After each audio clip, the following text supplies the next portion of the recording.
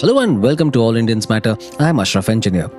A strange thing happened recently when Chal Halla Bol, a film on Namdeo Dhasal, the late Dalit poet and author and founder of the Dalit Panther movement, went before the censor board. Who is Namdeo Dhasal? Asked some of the officers reviewing the film. It seemed they had no idea who Dhasal was or of his contributions to literature and Dalit activism. Subsequently, the film faced delays because of objections the censor board raised. The filmmaker Mahesh Bansode said the film was funded largely by crowdsourcing and submitted or nominated for 252 film festivals in India and abroad, winning 32 awards. He said the youth need to be told Dhasal's story, and that is what the film aimed to do. Not surprisingly, the officers' ignorance and comments sparked something of a political storm, with several parties pointing out how central Dhasal's work had been to the Dalit narrative, especially in Maharashtra, but also across India. Dhasal gave voice to the Dalit experience. He was not just a great of literature, his words transformed into action, which in turn transformed into inspiration. That inspiration lives on in the lives of all those pushed to the margins, exploited and forgotten. So since the question has been asked, let us understand who Dhasal was and why he matters. All Indians Matter. Dhasal was born on February 15, 1949 in Pur village in Pune district's Khet Taluka into a Mahar family. Mahars have been historically discriminated against and branded untouchables. It was his experiences of this atrocity as a child that led to Dhasal using his poetry to wage war against every form of exploitation. Dhasal's father Lakshman moved to Mumbai to make ends meet, working as a porter in a butcher's beef shop in central Mumbai. The family lived in the Dhor Chaul neighborhood, and Dhasal's youth was spent amid drug peddlers, thugs and sex workers. These themes and experiences feature prominently in his writings. After his schooling, Dhasal read Ambedkar and was drawn to Dr. Ram Manohar Lohia's socialism. He saw parallels between that and Ambedkar's vision of a secular, socialist and republican India. Dhasal was never educated beyond school but was self-educated through a voracious reading habit. Fluent in Marathi and the hybrid Mumbai lingo known as Bambaiya, Dhasal could converse knowledgeably about unlikely subjects like cubism and surrealism. His poetry, meanwhile, embraced the harsh reality around him. It spoke of sex workers, pimps, criminals, street urchins, mujra dancers, laborers and others. Dhasal's poetry embraced all those used by society and then rejected by it. It seemed to be staging an uprising against the upper classes and castes, forcing them to notice the underbelly they were otherwise blind to. This is why poet Dilip Chitre christened him Poet of the Underworld. Dhasal said, and I quote, "Both my individual and my collective life have been through such tremendous upheavals that if my personal life did not have poetry to fall back on, I would not have reached thus far. I would have become a top gangster, the owner of a brothel or a smuggler." Stop quote. He once described his life thus, and I quote, "I boozed, I visited brothels, I went to mujra dancing women's establishments and to houses of ordinary sex workers. The whole ambience and the ethos of it was the revelation of a tremendous form of life. It was life. Then I threw out all the rule books, no longer the rules of prosody for me. My poetry was as free as I was. I wrote what I felt like writing and how I felt like writing." Stop quote. In all, Dhasal wrote 9 anthologies of poems and a lot of prose, including a novel. His most celebrated work was Golpeet, his first collection of poems published in 1971. Golpeet was a rough locality perceived as a hub of prostitution and gang wars. The harsh, unfiltered language shook up the Marathi literary world and angered many upper caste writers. Dhasal's words were like a hammer taken to the cultural edifice. The poetry brought alive the life of Dalits. It spoke also of the red light district, caged women preparing to sell themselves to keep at bay the hunger and insecurity that gnawed at them. Dhasal raised several questions about the women's plight. However, his words were not laments but angry, leaping flames. Here's a sample translation. "The sun leaked and was dying in the arms of the night. At such a time I was born on a footpath. I grew up in tatters and became orphaned. The mother who had given birth to me went towards the skies to my father. Sick of the tortures of the ghosts of footpaths, to wash off the darkness of the earth, like a fused man, I kept on moving on the filth of the path. Give me 5 paise, take 5 abuses on the path to Durga." It is often thought that each of Dhasal's works was inspired by some real-life incident. Golpeet was the same. Namdev was in love, but the relationship ended because he was a Mahar. Despondent, Dhasal took refuge in liquor and the dark underbelly of Bombay, as it was known then.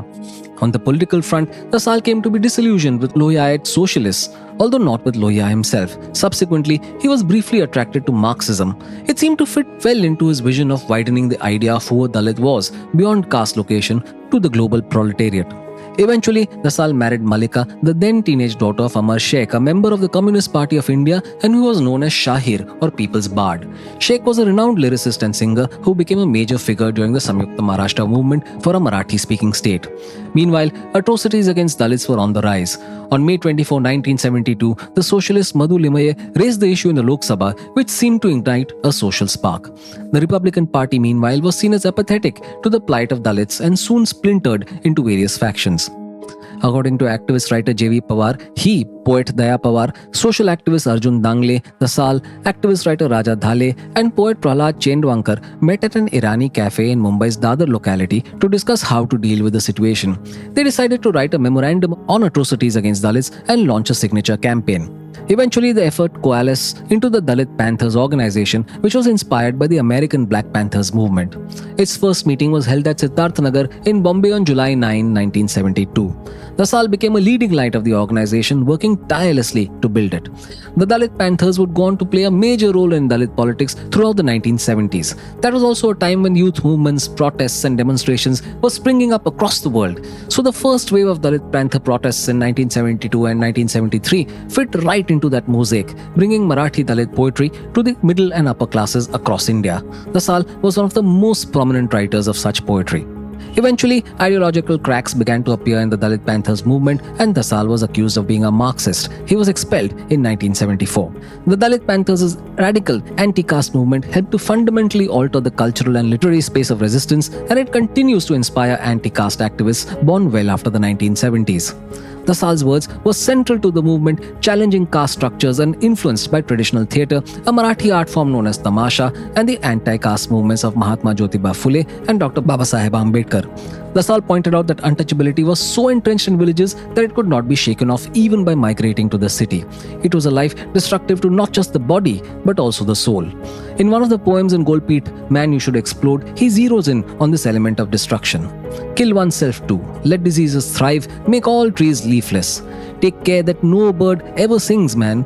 One should plan to die groaning and screaming in pain. Let all this grow into a tumor to fill the universe, balloon up and burst at a nameless time to shrink.